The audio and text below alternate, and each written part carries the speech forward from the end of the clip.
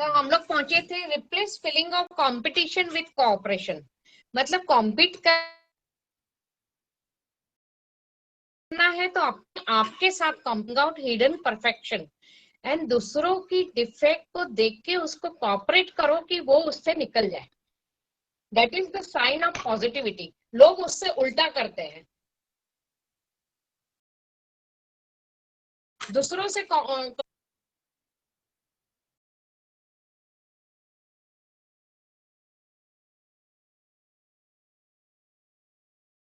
चाहिए performance.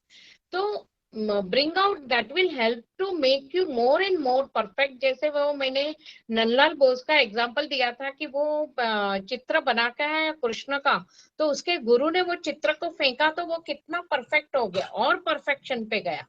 Then B humerus, कि life में कितनी भी प्रॉब्लम आए अगर हमें हमेशा हंसते रहना चाहिए, लाइट हार्टेड। कि एक कहावत है ना कि रोते रोते भी भोगना है तो क्यों ना हम हंसते हंसते भोगे। उसका बेस्ट एग्जाम्पल है नॉर्मन कजिन का। वो एक बहुत अच्छा थिंकर एंड फिलोसोफर हो गया। ये was suffering from a very serious illness. एक दिन वो हॉस्पिटल में बैठा था, उसने सोचा कि मैं ही लोगों को बताता हूँ कि नेगेटिव थिंकिंग से बॉडी में नेगेटिव केमिकल्स पैदा होते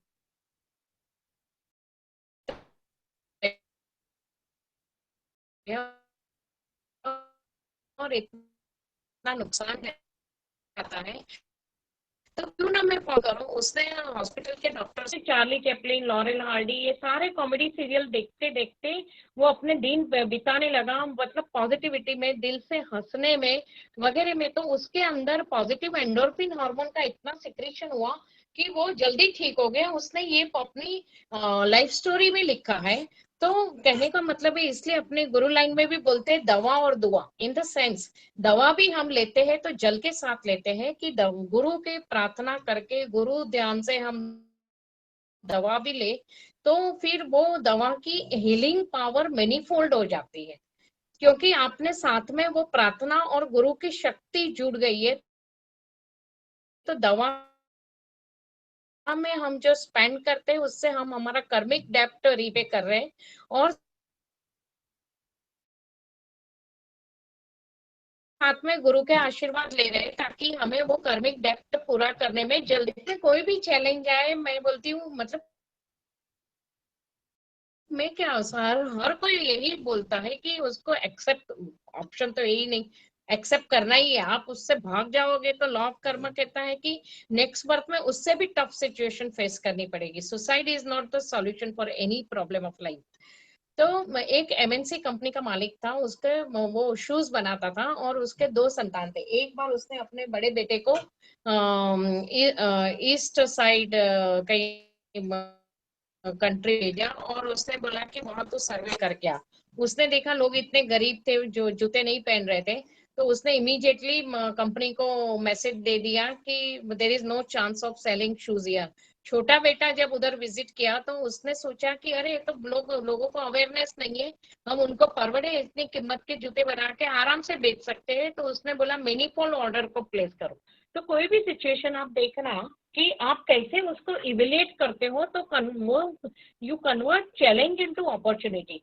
बट उसके लिए इन डेप्थ नॉलेज चाहिए। जैसे एक बार एक सेठ ने अपने दो नौकर को मैंगो लेने भेजा। अभी एक नौकर था जो बहुत सालों से वहां नौकरी कर रहा था और दिलो बड़े प्रामाणिकता से कर रहा था। दूसरा लड़का आया, थोड़े टाइम में सेठ ने उसको मैनेजर बना दिया। तो ये पुराना व्यक्ति था, उसको बहुत गुस्सा आया। बोले मेरे साथ इंजस्टिस हुआ। जो कंपनियों में काम करते हैं उनको लगता भी होगा कभी कभी ये इंजस्टिस होता है। देर में भी डिफरेंट रीजन, पर इधर रीजन डिफरेंट था। तो उसने सेठ को कंप्लेन की कि आपने मेरी इतने सालों की सेवा की कदर नहीं की और इसको मैनेजर बना दिया। सेठ भी चालाक थे, होशियार भी थे, उनको भी दुख हुआ कि इसको ये फीलिंग आई। उन्होंने कहा ठीक है। मैं थोड़े दिन के बाद उनके घर में गेस्ट आने वाले थे, तो सेठानी ने दोनों को भेजा कि मैंगो लेके आओ और मुझे इतना डजन मैंगो चाहिए और रस निकालने आए। तो जो पुराना नौकर था वो तो 10 डजन या 12 डजन मैंगो लेके आया। जो मिला वो लेके आया और उसने सेठानी को दे दिया। अभी दूसरा जो मैनेजर बन गया उसने पूरा मार्केट में मतलब जाके पूरा इंक्वायरी किया, कौन सी मैंगो कौन से रेट पे मिल रही है, कौन सी अच्छी है, और रस निकालने के लिए वो कैसे बेस्ट हो सकता है। तो जैसे बोलते हैं आफूस और पायरी मिक्स करके वो लेके आया और बेस्ट क्वालिटी की थी, तो उसने वो दिया। तो सेठ और सेठानी दोनों मुस्कुराए और बोले पुराने वाले को, तू ईमानदार है माना, बट ये टैलेंट कहाँ है कि सर्वे करके बजटिंग भी होता है, उसको बजटिंग करके उसने बेस्ट जो परफॉर्म कर सकता है वो बेस्ट आता है, तो वो मैनेजर बनने को लायक है। तो जब हम किसी की ईर्ष्या करते हैं या हमें लगता है हमें इंजस्टिस हुआ है, कहीं ना कहीं आप बहुत डीपली उस पर्सनालिटी को, सामने वाले की पर्सनालिटी को इवेल्युएट करो, तो आपको उसके प्लस पॉइंट नजर आएंगे, जो प्लस पॉइंट आपको डेवलप करने का बहुत जरूरी है। बहुत साल पहले ही मैनेजमेंट कंपनी में इंटरव्यू हो रहा था, उसमें एक केस स्टडी सॉल्व करने को जो कैंडिडेट आए थे उनको दिया गया। एक साबु मैन्युफैक्चरिंग करने की कंपनी थी और उसका नाम बहुत बड़ा मार्केट में था। एक बार एक दो डीलर ने ऐसी कंप्लेन की कि आप जो साबु के बॉक्सेस भेज रहे हो उसमें एक दो बॉक्सेस खाली भी है। अभी कंप्यूटर कंपनी के रेपुटेशन का सवाल था। उन्होंने इंक्वायरी की तो उनको मालूम पड़ा गलती तो कंपनी की है, क्योंकि जो बॉक्सेस डिलीवरी हो उसमें ऐसे कुछ बॉक्सेस खाली भी गए। तो कंपनी के बोर्ड ऑफ डायरेक्टर की मीटिंग मिली कि ऐसे तो अपनी कंपनी का रेपुटेशन खराब हो रहा है।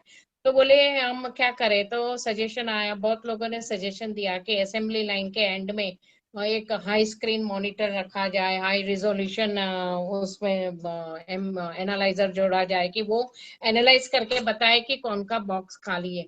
एक जूनियर रैंक का कर्मचारी था, उसने एक प्रैक्टिकल सॉल्यूशन दिया कि असेंबली लाइन के एंड में बहुत बड़ा फैन लगा दो और फैन चालू कर रखो, जो बॉक्स खाली होगा वो हवा से उड़ जाएगा। अभी ये सिंपल सॉल्यूशन देने के लिए आपको कोई टेक्निकल